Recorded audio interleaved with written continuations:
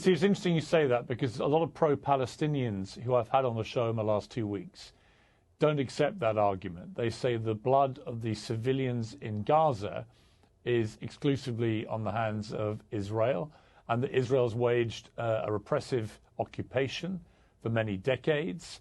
There's been a prison camp for Gazans for a long, long time, and that has created the environment through which a terror group like Hamas can thrive and indeed win an election, as they did in 2005.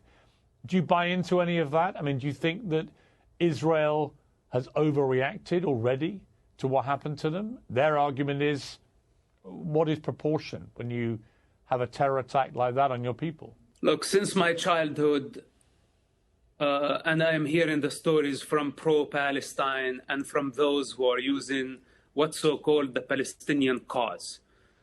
They care the least for the Palestinian children and their future. You know, I am the legitimate representative of the Palestinian children. The child within me speaks.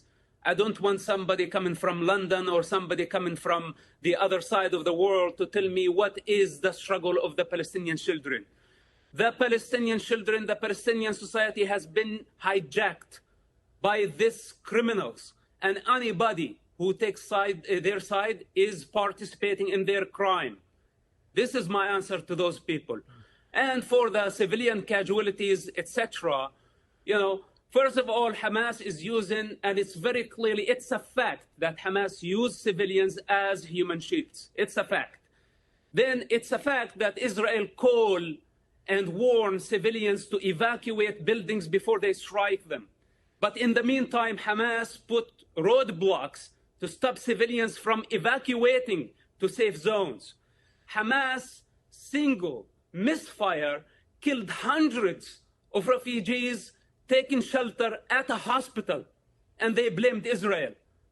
What are we talking about here? Israel is a democracy. Israel is accountable. Israel is not thirsty for the Palestinian blood.